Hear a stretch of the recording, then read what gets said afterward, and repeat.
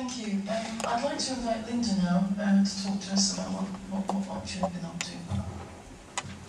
I don't think we've been up to very much. Maybe we should. My brief is to talk about what the guide means for patients and carers. And as opposed to using the term patients, I'll talk about disabled people rather than patients, because we're not patients all the time, are we? Only when we're about to go into the door of the house facility. So, as a disabled person, I've always needed to know whether there's good access to the places that I need to get to. It's not always been easy to find that out in advance, and the constant struggle to gain access to buildings and services is one of the issues that brought me into the voluntary sector many years ago. And that, of course, led to the establishment of Optua, set up to enable disabled people to be their best. Not the best that you think, but the best that they think, so their best. So that they can get on with living their ordinary, everyday lives. Let me also ask you to do a little bit of imagining. Imagine how it feels to arrive for your appointment, only to be confronted by that great big step and the heavy door. Or even, if you like, a whole flight of steps without any colour contrasting so that you can't identify them. Or signs that are poorly painted and cannot be read by anyone, let alone anyone with a sight impairment. Or that there's no induction loop, so a person with a hearing impairment cannot hear what is being said to them. Or to discover that the facility that you need is on the first floor, or maybe even the 9th floor. And there's no lift. Fortunately, the pain clinic does have a lift.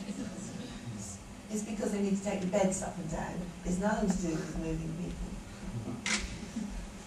Or that you're treated in a less than helpful way, simply because the member of staff doesn't understand disability issues, despite perhaps saying that they've done some form of e-learning course, which doesn't really do the business. Over time, many of those examples have applied to me and plenty of my friends and colleagues, and our frustration and that of those described as our family carers has been immense. It would have been so helpful to have simply been able to look up the accessibility before any of us left the comfort of our own homes. There's been no way of researching the access to health facilities in Suffolk in one single place. But over the years, a number of efforts have been made to provide disabled people and their family carers with information on the accessibility of buildings and services in this county. Localised access guides were produced in mid-Suffolk, Ipswich and Suffolk Coastal. But of course such guides are out of date from the moment that they go to print. And some years ago, a group of volunteers from Optua volunteered to survey all the doctors' surgeries and health centres within a specific NHS trust area in Suffolk.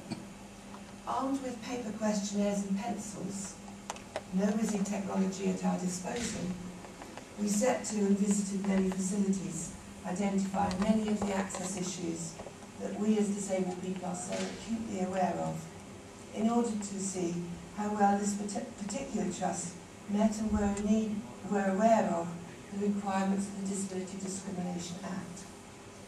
Far be it from me to tell you how well we thought they were doing, but sufficient to say they thought that they were doing better than we did, and there was much to be done. So now, in respect of Suffolk's NHS premises, we have one source of information. It has been collected in a consistent and organised way. It is a most welcome way of acquiring some straightforward access information on a whole range of facilities, from hospitals to pharmacies, from surgeries to opticians, from clinics to dentists. There have, of course, been many improvements to access since our rather more amateur surveys of years ago, and this survey is a much more modern way of producing access information, far more in keeping with the 21st century. However, it is good to note that NHS Suffolk has not forgotten that many of us have not quite kept up with the technology and will require other ways of being able to access this information if we cannot cope with computers or we don't have one. It's important that access for all disabled people continues to improve, and we hope that disabled people and family carers will use the DisabledGo website, feed back their comments on the facilities included in the survey, noting any change to that information, or indeed they could suggest improvements that could be undertaken. Only yesterday a lady told me, with some surprise in her voice, that the site works. And she was able to look at the access information for dentists in Ipswich. This survey is work that can be built on, shared as good practice, and is useful for disabled people and family carers. We commend NHS Suffolk for taking the initiative to be the first NHS trust in the country even, to survey all their premises in this way. Through groups such as Optura, the Suffolk Health and Disability Action Group, the Physical and Sensory Disabilities Partnership Board, and the Family Carers Partnership Board, we will be able to observe the developments of the website and feedback any comments or concerns, whether those are positive or not, to NHS Suffolk. I'm a great advocate of partnership working, and it is my hope that NHS Suffolk will continue to value our local expertise and knowledge alongside the work of DisabledGo, so that together we will ensure that disabled people are always able to access NHS services without having to worry whether we can get in the building.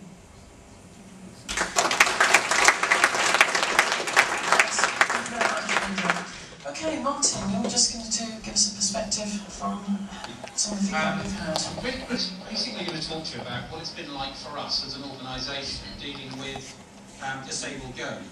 How's that experience been? How we put it together? And this isn't so we can pat ourselves on the back or pat DisabledGo on the back. This is just so you can get an idea of the effort that went into this, genuine effort to get this right. And it's something that we can then use the experience to show and share with other organisations who undoubtedly will be taking on the same scheme because of the significant benefits it offers. So what I'm going to cover really is what we've learned, what people who use the service told us, and what next. Now, we've got about 400 service contracts for clinical services, probably in the region of 60-odd support service contracts. That's a lot of contractors. DisabledGo is by far and away the easiest contractor we deal with, and I can honestly say that. The initiative has had the support from the community. That is always hard won. And it's also had the support of all of our health services that we've got running in the county. So it's 2 big hospitals, it's a mental health trust, 69-odd GP practices, and as Gregory mentioned, all the pharmacies, optometrists and other dispensing areas. So it was a significantly ambitious rollout to do it county-wide. But do you know what? We've done it. And we've done it in partnership with the community and with DisabledGo. DisabledGo are a knowledgeable organisation, and they've shown that in the way that they've dealt with us and with the community. They're enthusiastic, and the one thing that strikes me is that they've always been developing and striving to improve what they're doing. I think, we haven't done it and delivered it and finished, that's the end of the story. I don't think you ever get to the end of the story. It's always moving away from it. The trick is how quickly can we keep pace with that. And with DisabledGo in train, I don't think we're going to ever stop moving, frankly.